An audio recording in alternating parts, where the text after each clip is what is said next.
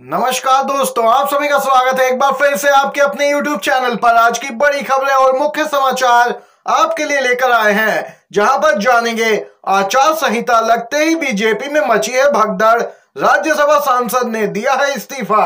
तो वहीं विस्तार से जानेंगे मोदी साहब पर कार्रवाई क्यों नहीं होती के सवाल पर बोला इलेक्शन कमीशन, इस बार किसी को नहीं छोड़ेंगे, बीजेपी खेमे में हड़कंप। तो दूसरी तरफ देश भर से हर जगह से मोदी के बैनर पोस्टर उखाड़ फेंके गए, आचार संहिता लागू होते ही चुनाव आयोग एक्शन में। तो दूसरी तरफ राहुल गांधी आज करेंगे शक्ति प्रदर्शन, न्याय यात्रा को लेकर ब्रेकिंग न्यूज। देश भर में दोस्तों आदर्श आचार संहिता लागू हुई, चुनाव तारीखों की घोषणा की दोस्तों मुख्य चुनाव आयुक्त ने, और वहीं इसका असर भी अब दिखने लगा है। आपको बताते चले आदर्श आचार संहिता लगते ही प्रशासन सक्रिय हुआ है, राजनीतिक पार्टियों के पोस्टर और बैनर हटवाए गए। जी हां दोस्तों, आचार संहिता लगते ही एक्शन में पुलिस और प्रशासन है। लखनऊ के डीएम सूर्यपाल गंगवार और नगर आयुक्त सड़क पर उतरे, संवेदनशील इलाकों में सीआरपीएफ ने पैदल मार्च किया। लखनऊ के हजरतगंज इलाके में पोस्टर और होर्डिंग उतारे जा रहे हैं, नगर निगम के कर्मचारी अलग अलग इलाकों में पहुंचे हैं। जी हां, देख सकते हैं प्रशासन एक्टिव मोड में दिख रहा है, बीजेपी के ही पोस्टर बैनर प्रचार के लगे हैं चारों तरफ, क्योंकि सबसे ज्यादा पैसा प्रचार पर बीजेपी खर्च कर रही है, चाहे वह ऑनलाइन प्रचार हो या फिर पोस्टर बैनर के जरिए। चौतरफा इनके ही पोस्टर लगे और अब इन्हीं को उखाड़ के फेंका जा रहा है, क्योंकि आदर्श आचार संहिता लगी है। शायरी बोलने वाले मुख्य चुनाव आयुक्त बुरा फंसे जब एक निडर पत्रकार से उनका हुआ सामना। जी हां दोस्तों, पूरा वाकया क्या हुआ आपको बताते हैं। एक निडर पत्रकार ने चुनाव आयुक्त से पूछा कि आप हेट स्पीच की शिकायत होने पर विपक्ष के नेता पर तो एक्शन लेते हैं, पर मोदी और शाह के मामले में कुछ नहीं करते।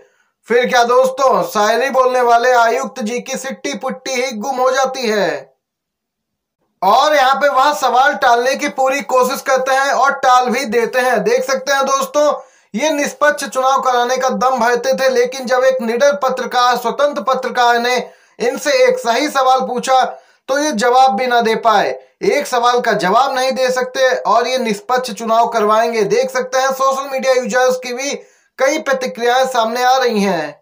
आप भी अपनी राय खबर को लेकर जरूर बताइए दोस्तों।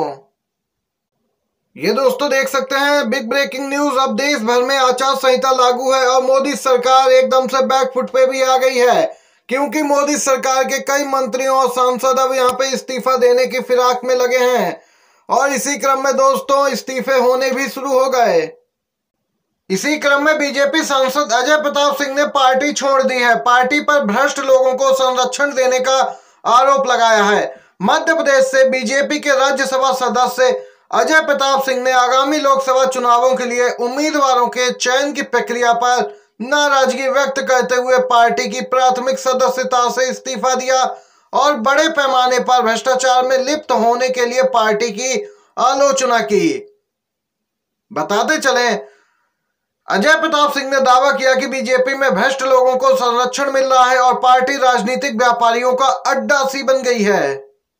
बताते चले, उन्होंने कहा बीजेपी करीब 20 साल से मध्य प्रदेश और 10 साल से केंद्र की सत्ता में है। उन्होंने कहा इस दौरान मैंने पार्टी में कई बातें महसूस की, पार्टी में रहकर मैं उन्हें कभी नहीं कह सकता था, लेकिन अब मैं उन बातों को कह सकता हूं कि पार्टी में बड़े पैमाने पर भ्रष्टाचार व्याप्त है और भ्रष्टाचारियों को ये लोग संरक्षण देते हैं। बीजेपी नेता रहे अजय ने कहा कि बीजेपी को त्याग, तपस्या और बलिदान के लिए जाना जाता था, लेकिन पार्टी अब इसका घमंड नहीं कर सकती है। ये दोस्तों देख सकते हैं बीजेपी में खलबली है, ये स्पष्ट रुझान है कि इस बार इंडिया गठबंधन की सरकार बनने वाली है। दोस्तों अगर आप भी इंडिया गठबंधन के साथ हैं तो एक लाइक वीडियो को जरूर कीजिएगा। अगली अपडेट की ओर बढ़ते हैं।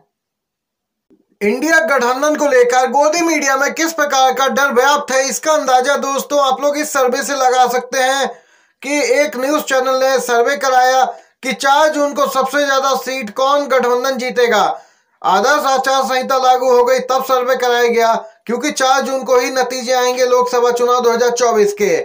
ऑप्शन एनडीए या इंडिया यह कह नहीं सकते। जहां पर जीत इंडिया गठबंधन की सर्वे में हुई। 66% लोगों ने कहा कि 4 जून को इंडिया गठबंधन की सरकार बनेगी, वही जीतेगा। 31% लोगों ने कहा एनडीए और मात्र 3% लोग थे जिन्होंने कहा कह नहीं सकते। 15,696 लोगों ने इसमें वोट किया दोस्तों। और यहाँ पे देख सकते हैं डर का माहौल सीधे तौर पर गोदी मीडिया में भी दिख रहा है। स्पष्ट है, राहुल गांधी न्याय यात्रा के दौरान पहले ही कह चुके हैं एक बार केंद्र में सरकार बदलने दीजिए, सबसे हिसाब बराबर किया जाएगा। और आप अंदाजा लगा सकते हैं दोस्तों कि गोदी मीडिया में किस कदर का डर है कि बाद में ये ट्वीट ही डिलीट कर देते हैं सर्वे का। प्रधानमंत्री मोदी का बयान सोशल मीडिया पे हो रहा वायरल, रोक दे रहे हैं तरह तरह की प्रतिक्रिया। जी हां दोस्तों, 24 का चुनाव नजदीक है और इसी क्रम में पीएम मोदी भी कई कार्यक्रम करने में लगे हैं, रैलियां कर रहे हैं, जनता के बीच जा रहे हैं, अपने कार्य गिना रहे हैं जो कि फिलहाल अभी तक किसी ने नहीं जाने हैं। लेकिन इसी बीच प्रधानमंत्री मोदी का एक बयान सोशल मीडिया पे काफी वायरल है। 2024 का चुनाव है, लेकिन प्रधानमंत्री ने एक कार्यक्रम में कहा कि मैं लोकसभा चुनाव 2047 की तैयारी में लगा हूं। दोस्तों देख सकते हैं ये प्रधानमंत्री मोदी का बयान है। आपकी क्या कुछ राय है, बयान पे जरूर लिखिएगा कमेंट बॉक्स में कमेंट करके। अगली अपडेट की ओर बढ़ते हैं। आज होगा न्याय यात्रा का समापन। शानदार रही राहुल गांधी की न्याय यात्रा, भरपूर मिला साथ।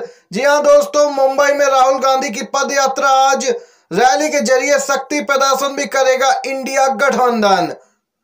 आपको बताते चले, कांग्रेस नेता राहुल गांधी आज सुबह मुंबई में मणि भवन से अगस्त क्रांति मैदान तक न्याय संकल्प यात्रा करेंगे। विपक्षी गठबंधन इंडिया शक्ति प्रदर्शन के लिए आज रैली करेगा। मुंबई के शिवाजी पार्क में आयोजित होने वाली रैली में तमिलनाडु के सीएम एमके स्टालिन, यूपी के पूर्व सीएम अखिलेश यादव और आरजेडी नेता तेजस्वी यादव सहित इंडिया गठबंधन और महाविकास अघाड़ी के कई नेता भी शामिल होंगे।